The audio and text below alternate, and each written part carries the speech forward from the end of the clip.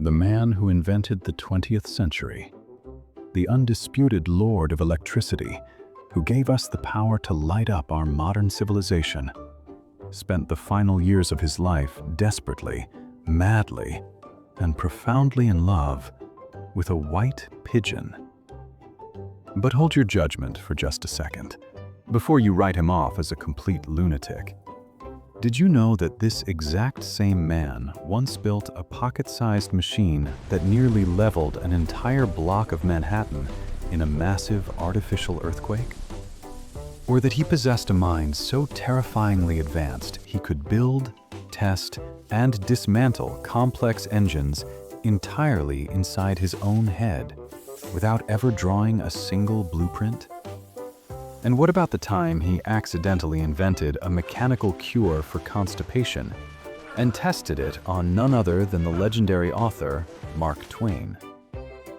We are diving deep into the brilliant, bizarre, and utterly tragic life of history's greatest unsung genius. So hit that like button, subscribe to the channel, and buckle up tight, because this story is going to shock you in more ways than one. Now, back to the pigeon. You see, the mind of a true genius is often a very lonely place. Towards the end of his long life, living out of a suitcase in a series of New York hotel rooms, our protagonist developed an intense emotional connection with the city's birds. He would leave his hotel window open every single night so they could visit him. But there was one bird in particular, a beautiful, pure white female pigeon with light gray tips on her wings, that captured his heart. He later confessed to a biographer in absolute seriousness that he loved that pigeon as a man loves a woman, and she loved him back. As long as he had her, there was a profound purpose to his existence. The story gets even wilder. One night, the white pigeon flew into his room through the open window and stood quietly on his desk. He knew instantly that she wanted to tell him she was dying. And then, according to his own bizarre and deeply emotional account, a powerful, blinding beam of light shot directly out from the dying bird's eyes. A light more intense, more brilliant than any lamp he had ever produced in his legendary laboratories. When that bird closed her eyes and passed away, he stated that something went out of his life forever, and he knew his life's work was finally finished. It sounds like the plot of a surrealist fantasy novel, but this was simply the everyday reality of a brain that operated on a completely different frequency than the rest of humanity. Long before the pigeons, there was a young man plagued by a neurobiology so unique it was both a divine gift and a crushing curse. We are, of course, talking about the master of lightning himself, Nikola Tesla. But to truly understand his monumental achievements, you first have to understand the spectacularly weird operating system running inside his head. For starters, he was a prisoner to his own mind, suffering from what we would today diagnose as severe obsessive-compulsive disorder. He was absolutely paralyzed by the number 3. He could not enter a building unless he had first walked completely around the entire block exactly 3 times. Imagine being late for a crucial meeting with wealthy corporate investors, but you are stuck furiously speed-walking around the pavement in the freezing rain because you lost count and have to start the ritual all over again. When he dined, which he always did alone to avoid human contact, he required exactly 18 linen napkins to be stacked neatly on his table. 18, because it is perfectly divisible by 3. He would frantically wipe and polish his already spotless silver cutlery until it gleamed, terrified of microscopic germs. Furthermore, he possessed a maddening compulsion to calculate the exact cubic volume of his soup bowls, his coffee cups, and his portions of food. If he could not mathematically determine the geometric volume of his meal before eating it, he would refuse to take a single bite, claiming the food would give him absolutely no physical pleasure. And heaven forbid you ever approach this man wearing jewelry, specifically pearls. He harbored a phobia of pearls so visceral, so intense, that the mere sight of a smooth, spherical pearl necklace would induce a severe physical gag reflex. He would literally become nauseous. Once, his very capable and efficient secretary made the grave mistake of wearing a beautiful pearl necklace to the laboratory. He took one look at her neck, turned completely pale, covered his mouth, and immediately sent her home for the rest of the day. He simply could not function or formulate a single thought in the presence of those terrible little spheres. But these agonizing eccentricities were simply the tax he had to pay for a superpower that rivals anything you have ever seen in a comic book. Tesla possessed a profound eidetic memory, but it was far more than just remembering things accurately. Since childhood, he suffered from a strange affliction where blinding flashes of light would suddenly erupt in his field of vision, accompanied by intensely vivid, three-dimensional hallucinations. As he grew older, he learned to control this terrifying glitch in his brain and weaponize it. He turned his mind into a 19th century version of highly advanced computer drafting software. When he had an idea for a revolutionary new motor or generator, he never bothered reaching for a pen and paper. He did not need blueprints or messy chalkboard equations. He would construct the machine entirely in his imagination. He would mentally assemble the parts, tighten the imaginary screws, connect the circuits, and then turn it on inside his head. He would let this imaginary machine run for weeks in the background of his mind while he went about his daily routine. Later, he would mentally dismantle it to check which specific gears and bearings showed signs of wear and tear. When he finally built the physical prototype, it worked flawlessly on the very first try, every single time. This was the staggering intellectual firepower that stepped off a boat at Castle Garden in New York City in the year 1884. He was a tall, impossibly thin immigrant from the Austrian Empire, exactly 28 years old, and stepping into the chaotic, dirty, sensory overload of industrial America.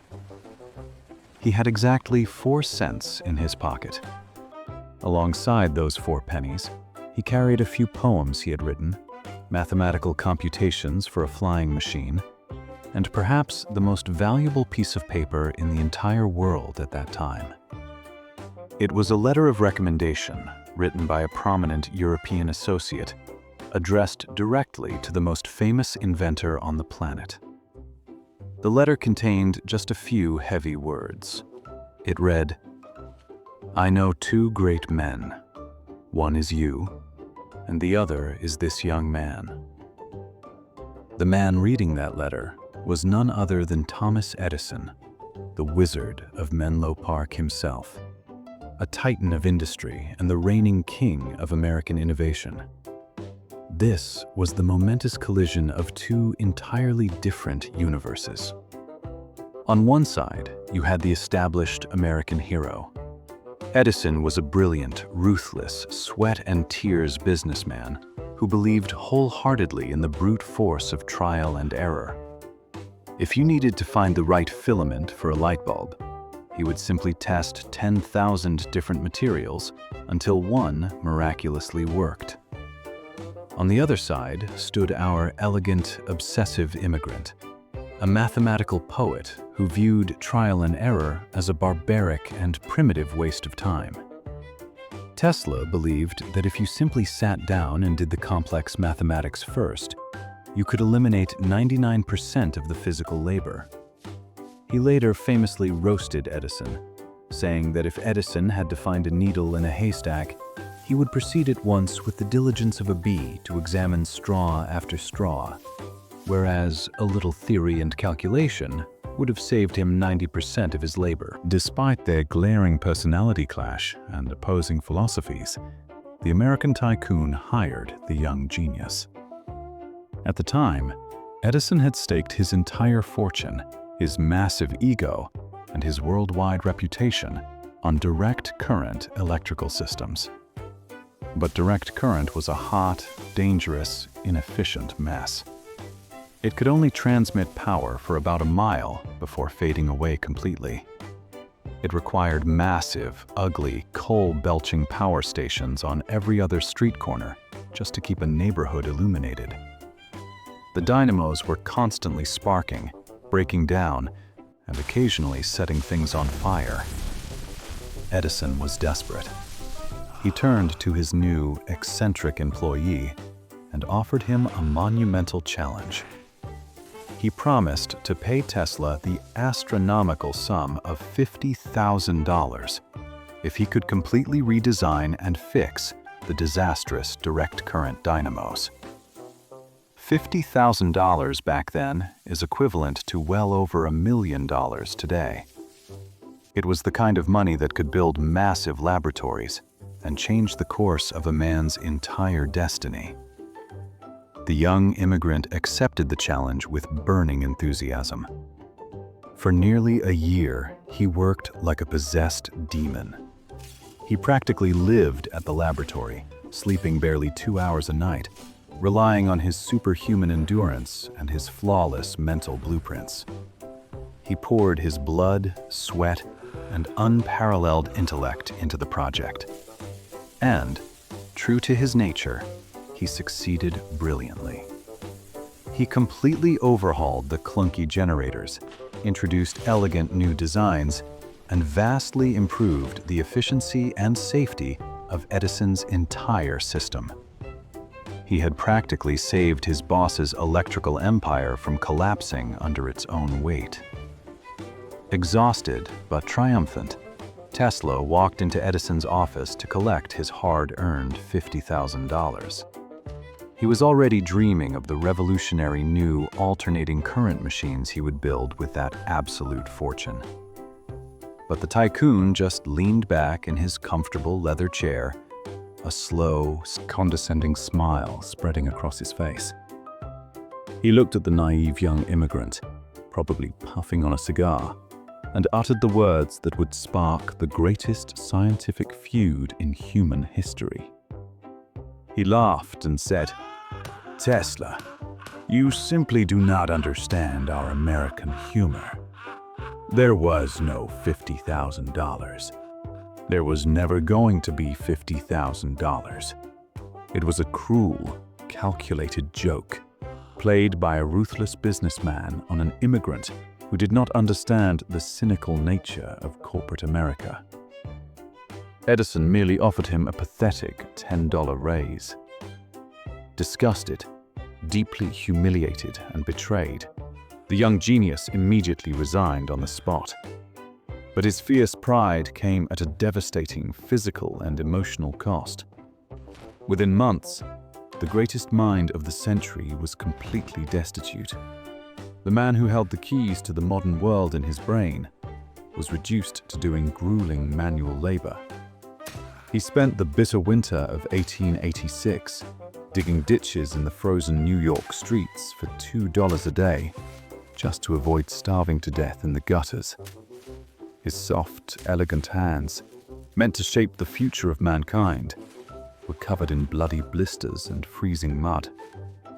He looked down at his shovel and felt that his entire education, his brilliant mind, and his grand visions had been a complete and utter mockery. It was the darkest, lowest point of his entire existence. But Edison had made a fatal miscalculation. You see, while the young genius was digging those miserable ditches in the freezing mud, his mind was far away, hovering in the realm of pure mathematics. He was silently refining the very weapon that would soon crush his former boss's entire empire and drag human civilization kicking and screaming into an era of limitless power. The mud and freezing slush of those New York ditches could not break the spirit of a man who held the future of electricity inside his head. While his hands blistered from the shovel, his mind perfected the alternating current motor. He knew that direct current was a dead end. It was weak, it was expensive, and it could not travel long distances. His alternating current, however, was a force of nature. It could be stepped up to massive voltages, transmitted across hundreds of miles of incredibly thin wire, and then stepped down to safely power a tiny light bulb in a living room. It was the elegant mathematical solution to illuminating the entire globe. Salvation finally arrived in the form of investors who realized the young immigrant was not just a disgruntled former employee, but a visionary. They helped him set up his own laboratory, and soon his brilliant alternating current patents caught the eye of George Westinghouse, a fierce competitor of Thomas Edison. Westinghouse bought the patents, and the legendary War of the Currents officially began. It was a brutal, high-stakes battle for the energy monopoly of the 20th century. The American tycoon fought dirty, launching a massive smear campaign to convince the public that alternating current was a deadly, uncontrollable menace. But the brilliant European immigrant fought back with pure, undeniable spectacle. The ultimate showdown took place at the 1893 World Columbian Exposition in Chicago. When President Grover Cleveland pushed a ceremonial button, the immigrant inventor flipped the switch on his massive alternating current system. Instantly, 100,000 incandescent lamps burst into brilliant, steady light, illuminating the grand neoclassical buildings of the fairgrounds in a breathtaking display. The crowd gasped in pure awe. It was a scene straight out of a magical dream, proving once and for all that his system was safe, reliable, and infinitely superior. He had utterly humiliated his former boss on the world stage. Following this monumental triumph, he achieved the impossible.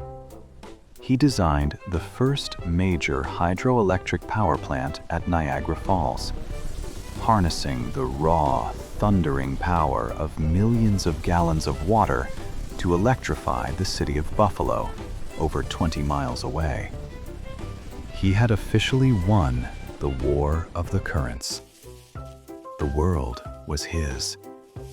He was a celebrity, a wizard of the modern age, dining at the finest restaurants, rubbing shoulders with the elite, and throwing spectacular parties in his laboratory, where he would casually send hundreds of thousands of volts of high-frequency electricity harmlessly across his own body to amaze his wealthy guests.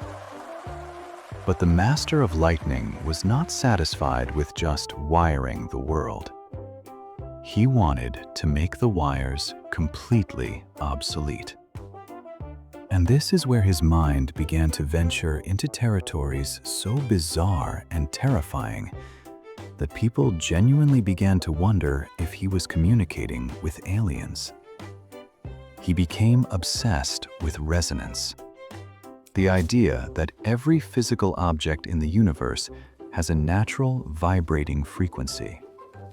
If you match that frequency, you can manipulate the object. To test this theory, he built a pocket-sized electromechanical oscillator. It was a small, unassuming piston inside a cylinder powered by steam.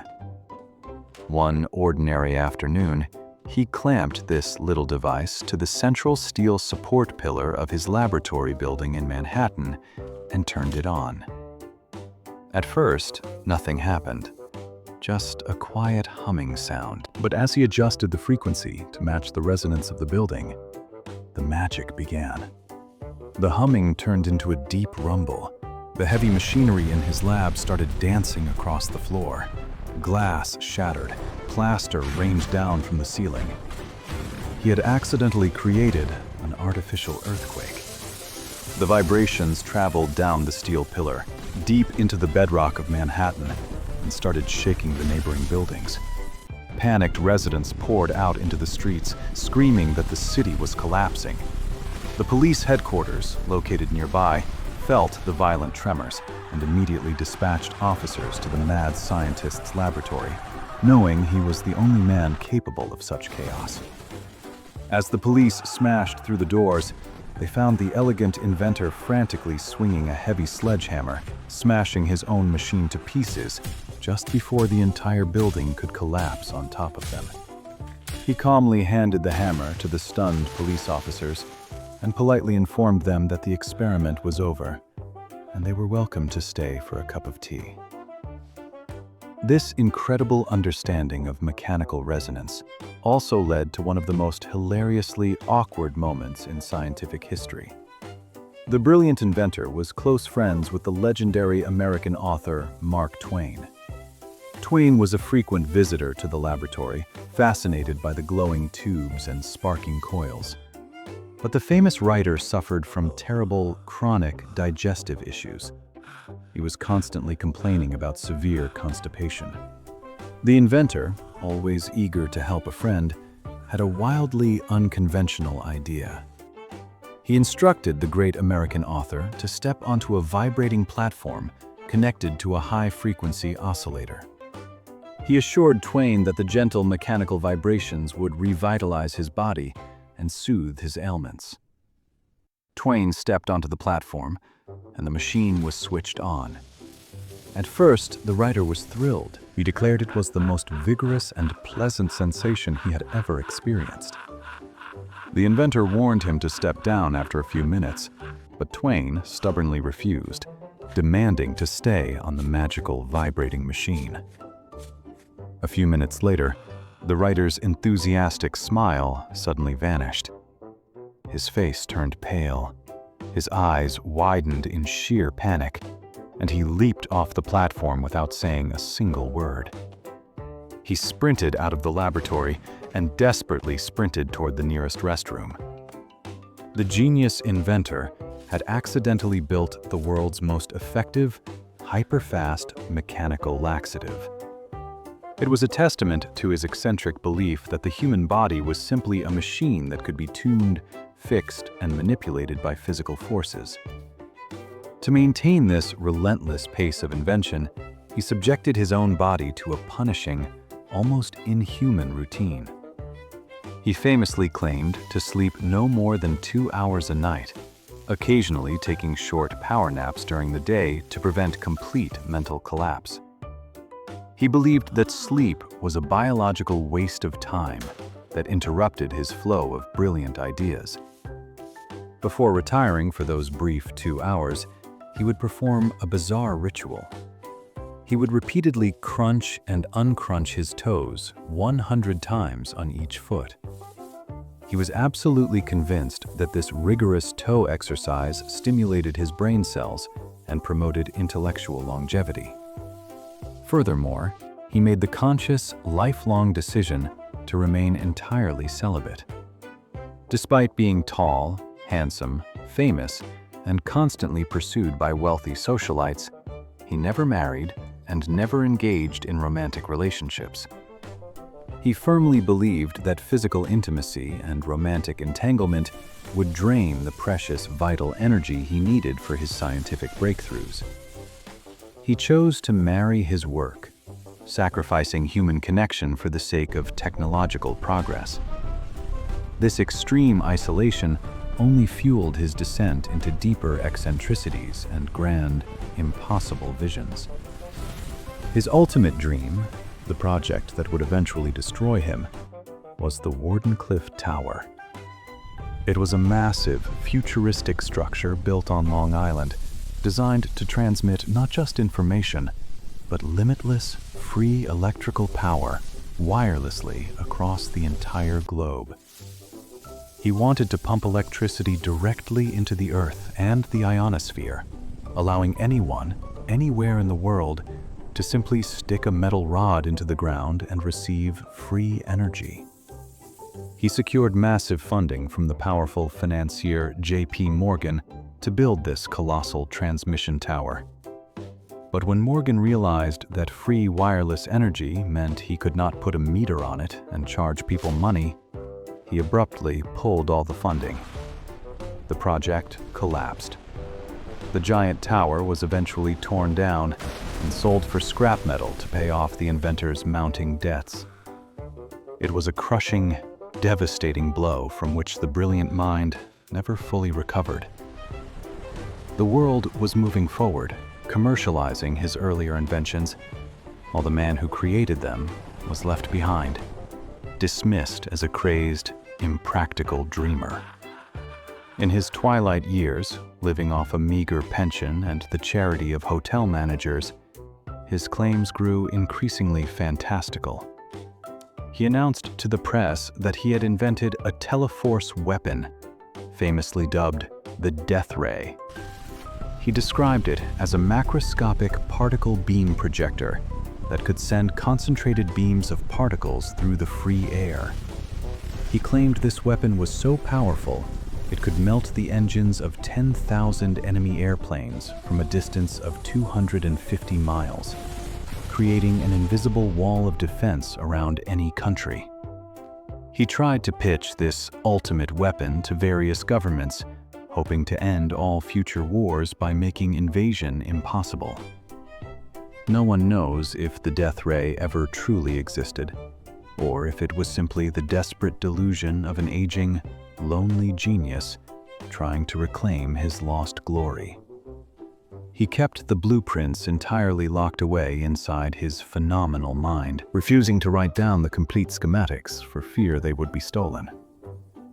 He spent his final days feeding his beloved pigeons, a forgotten ghost wandering the streets of a city that shone brilliantly with the very light he had created. On January 7th, 1943, at the age of 86, the Master of Lightning passed away, alone in room number 3327 of the Hotel New Yorker.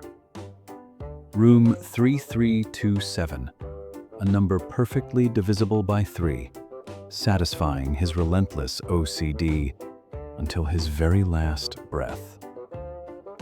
But the story does not end with his quiet passing. Within hours of his death being discovered, the United States government moved with terrifying speed. Agents from the Office of Alien Property, working alongside the FBI, immediately raided his hotel room.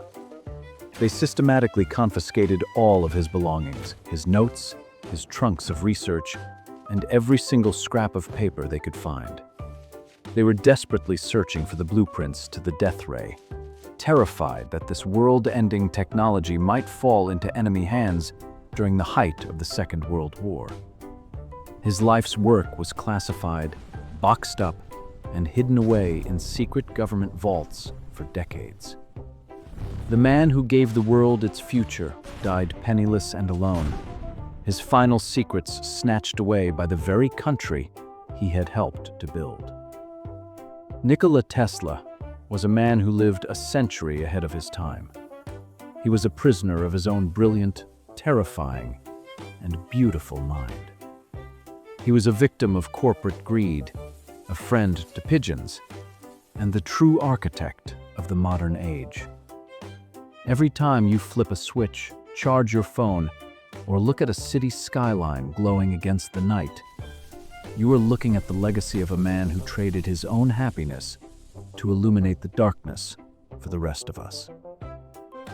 If you found this journey into the mind of history's greatest genius as fascinating as I did, make sure to smash that like button, subscribe to the channel, and let me know in the comments which historical mystery we should dive into next. Until then, keep questioning the reality around you.